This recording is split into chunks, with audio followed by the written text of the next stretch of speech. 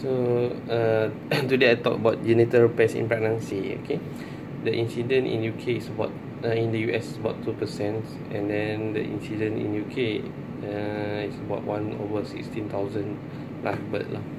Right.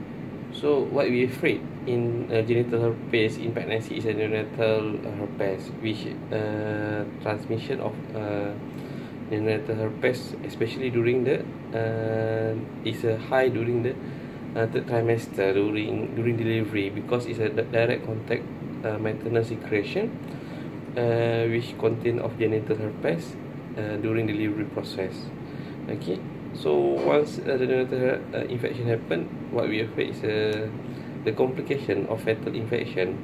For example, like skin, eye or mouth infection. But this one is the best one. It's okay. The prognosis is good.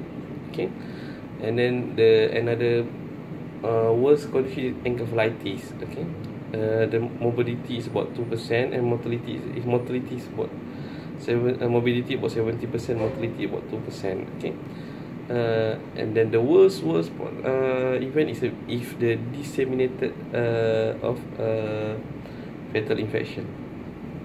Okay, the factor that influence the transmission is based on the disease process. Is it type of infection? Is it primary or recurrent infection? Which mean in the primary, it's about 50% of neonatal risk of neonatal infection, and then the recurrent is about 4 to 5% of risk of neonatal infection. It's very low risk of neonatal infection in the recurrence.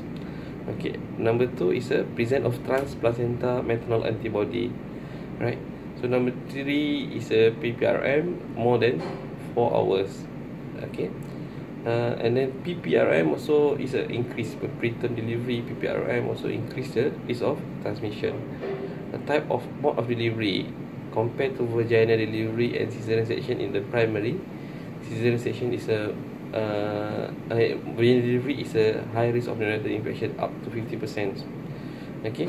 Any invasive procedure also increase the risk of transmission.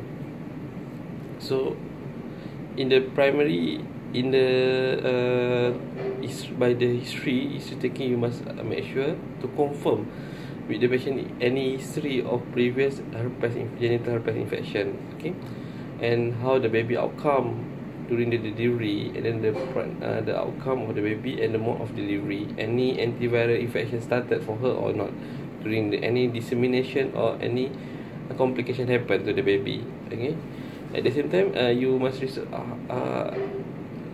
take the detailed history about the social history, especially it's about the multi-sexual partner, which mean herpes simplex is associated with sexual transmission disease. HIV screening is important, and hepatitis B screening is also important. Okay, in general examination, so unremarkable, but the perineal examination is important, especially for genital herpes. Initially, we started with the papular eruption with the itching and or tingling sensation, and then it become painful and vesiculation, multiple and vulva and perinealation scenes. So it's very painful. Cervical involvement is very common actually. Okay, the worst part is medieval encephalitis and hepatitis and pneumonia, because it's a influenza like also. Right. By investigation wise, it's ultrasound is for fetal growing, because the herpes is associated with IGR baby. Okay, detailed scan is only if we during the routine ultrasound scan we suspected is any structural abnormality. Detailed scan, because congenital herpes is very rare.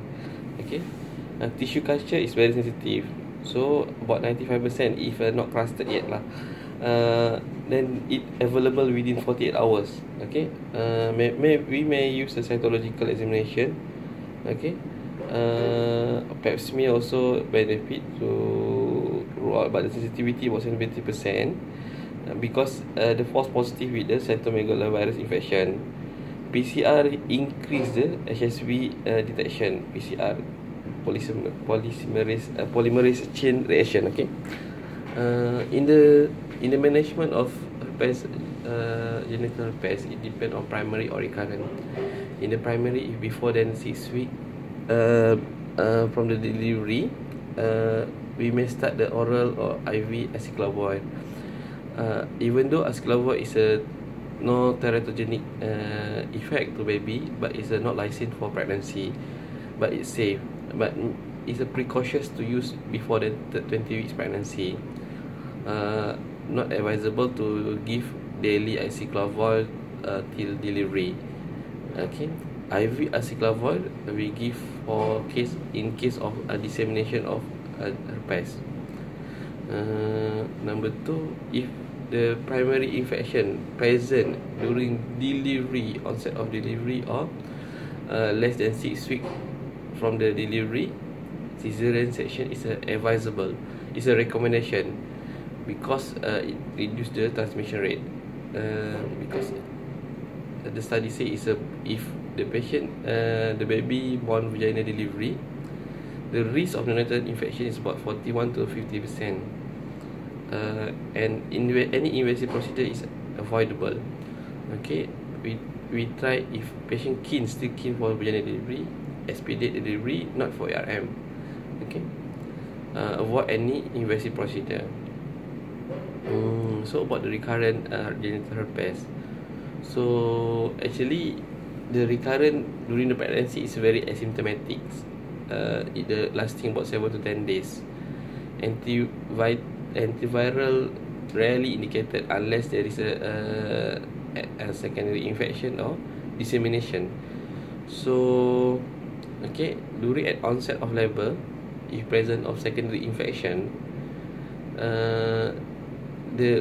even though secondary infection, vaginal delivery is the risk of neonatal herpes is about 1 to 3% only, but actually not recommended for cesarean section. It's depend on individualized treatment. If patient leaking, just we monitor her, any chorioamnionitis symptoms, and advisable to start antiviral infection.